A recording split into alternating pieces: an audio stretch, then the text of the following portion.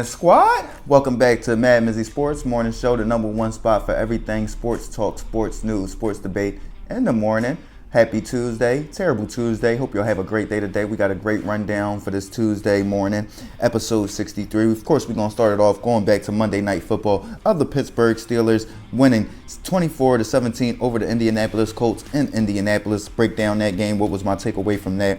Then we're going to speak on Favre filing a motion to dismiss the complaint and civil case against he and his lawyer. What's my opinion on that, my breakdown on that? We're going to give y'all the update of the Ben Simmons and the Karl-Anthony Towns injuries that happened last night. What's the injury updates on that? Then to end it off, I'm going to break down the nationally televised games of the Golden State Warriors at the Dallas Mavericks and the Los Angeles Clippers at the Portland Trailblazers. Break down those games and give my predictions. Let's get right into it, gang, gang. So let's go back to Monday Night Football in Indianapolis and the Pittsburgh Steelers winning 24-17 over the Indianapolis Colts.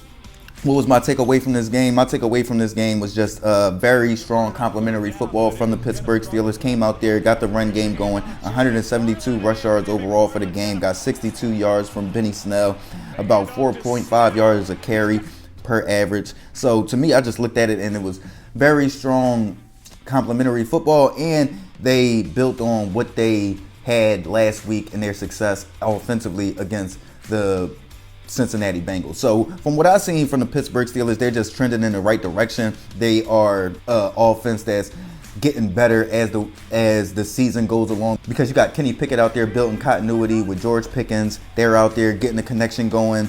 They're just trending in the right direction. What I've seen from the Indianapolis Colts, they came out there and they tried to throw too much. Matt Ryan just looks old, washed up. He started off very slow, throwing the ball all over the place. The interception wasn't his first two passes. So to me, I just didn't like the game I seen from Matt Ryan. They came out second half, started running the ball. That's when they turned it around. But yeah, the Colts, they're trending in the right direction as well. But you can tell that they need a quarterback back there that can make some plays. Like Matt Ryan was missing some throws yesterday. Now he made some throws to get them back in the game, but had he not had some of those mistakes and missed throws in the first half, it probably wouldn't have been as steep a hill to climb in the second half. So yeah, that's just what I've seen from Matt Ryan. I do like what I'm seeing from Jeff Saturday. That little clock management down the end of the stretch of the game. I mean, that's just gonna happen. You got to go through the ringer to learn certain things. So I'm not too concerned about that. But with that being said, can the Steelers keep Mike Tomlin's record of not having a losing season going? Right now they are 4-7 and they have 6 games left. You look at it, the only games that they have against winning teams is the 2 games that they have left against the Baltimore Ravens. Now they do face the Raiders in that stretch. So I mean, to me, you looking at it, they would have to go 4-2 down the last 2 games. No, that would make them at 8-9. So to me, them going 5-1. Finishing the season 9-8 is going to be tough. It's going to be tough because 9 times out of 10 they're going to lose both games to the Baltimore Ravens. And I wouldn't be surprised if they slipped up and lost another game in that stretch. So I'm seeing a first-year losing season for Mike Tomlin in Pittsburgh. Dag. But silver lining, looks like you got your quarterback and wide receiver combination to build around for the future. No, actually, you got your quarterback, wide receiver, and running back combination to build around for the future. So you might get your first losing season, but you got your future already built. Silver lining in that. Let's move on. Brett Favre is out here filing a motion to dismiss the complaint and the civil case against he and his lawyer. To me, I'm just looking at this like, Favre, just own up to the fact that you didn't want to cut the check for your alma mater yourself. You clearly had the text messages out there where you were very scared about if anybody figured out where the money that y'all were going to get was coming from. And people did find out where it came from, and they got the text messages. You get what I'm saying? You got 6 people all facing criminal charges, none of them being Brett Favre. 5 of them pled guilty already. To me, Brett Favre should just be happy that he's not facing criminal charges. You get what I'm saying? He knew that he shouldn't have been asking any state representatives or people that work for the state for money from a fund that was supposed to assist needy families. It was temporary assistance for needy families in the poorest state in the nation. If you didn't know it was wrong, then why were you asking the state senate, whoever you were asking? I'm not too specific on that, but it was a state representative. If anybody could figure out where the money would be coming from, if they gave you the check, Now, I want to speak on a quote from Brett Favre's lawyer. He said, MDHS's, and I quote unquote, MDHS's lawsuit is nothing more than a baseless attempt to blame Brett Favre for its own failure to oversee welfare funds placed in its trust. To me, that sounds like, it ain't my fault y'all couldn't protect y'all money. It ain't my fault that I went out there and swindled y'all and got the money away from y'all that y'all was supposed to be overseeing. It ain't my fault. Bro, what did you go back there and ask them for money for anyway? You're worth $100 million. You're probably the richest person in that state. What are you talking about? You amassed over $140 million in your NFL career. That's just from the NFL. That ain't including Wranglers. That ain't including the movies. You was in Something About Mary. You get what I'm saying? I'm not sure how boosters work, but I'm a big fan of the University of Michigan, and I'm pretty sure the big boosters at the University of Michigan ain't going to the Michigan State Senate or the people that work for the state of Michigan to get money to build, you know what I'm saying, Michigan stadiums or Michigan tennis courts or none of that stupid stuff. They cutting the check, which Brett Favre should have did. How easy would it have been to just cut a $2 million, $3 million check, Brett Favre, for your alma mater? The University of Southern Miss isn't the only college in Mississippi. So why should they have taken money from a fund that was for needy people just to support your alma mater? Why couldn't you cut that check?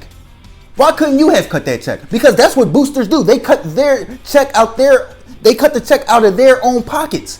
That's why they always up in the coaches' businesses. Hey, bro, I cut this $250,000 check. I better be knowing what y'all doing. To me, it was disgusting. It was shameful, deceitful, and he should be ashamed of himself for filing a motion to dismiss the complaint and civil case against he and his lawyer. He should be ashamed of himself. You should be happy that you're not facing criminal charges. That's what you should be happy about. That's what you should be grateful for. Let's move off of Brett Favre. So the news update, injury updates on Ben Simmons and Karl-Anthony Towns. Ben Simmons is out, but he's listed day to day. Went out early in the win for the Brooklyn Nets over, I forgot who they played yesterday, but Ben went out early in the Brooklyn Nets win, but he's listed as day to day. Shouldn't be too extreme. Karl-Anthony Towns went out with a major injury yesterday, had to be helped off the court, but they are saying that he most likely avoided major injury and is looking like just a calf strain that'll hold him out for the next 2 to 3 weeks. So that's good news for Karl-Anthony Towns and Ben Simmons moving forward. Let's touch on the nationally televised games coming on TNT tonight of the Golden State Warriors at the Dallas Mavericks and the Los Angeles Clippers at the Portland Trailblazers. Let's start in Dallas with the Golden State Warriors coming to town.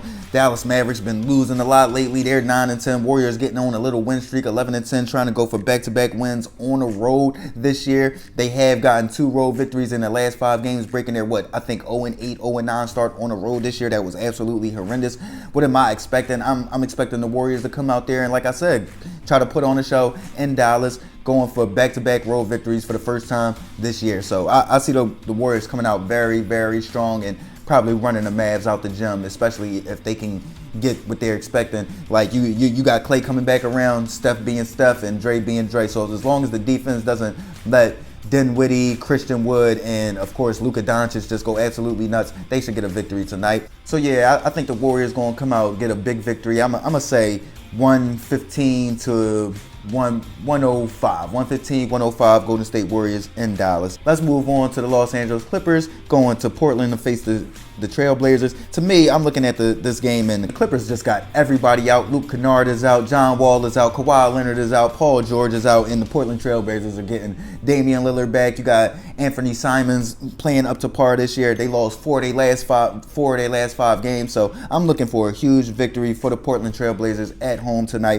They need a bounce back win to get back on a winning streak and get back going in a positive direction. I'm going to go with the Blazers 119 to 112 at home. Yeah. But yeah, let me know what y'all think. Monday Night Football recap. Pittsburgh Steelers win over the Indianapolis Colts 24-17. What was the big key matchup in that game? Can the Steelers get back to 500 to end off the season 500 or better and keep Mike Tomlin's streak going? Favre filing a motion to dismiss his complaint and civil case against he and his lawyer. What y'all think about that? Ben Simmons and Karl-Anthony Towns avoid major injuries. What do y'all think on that? And then who do y'all have in the TNT televised games tonight of the Golden State Warriors at the Dallas Mavericks and the Los Angeles Clippers at the Portland Trailblazers? MadMizzy Sports.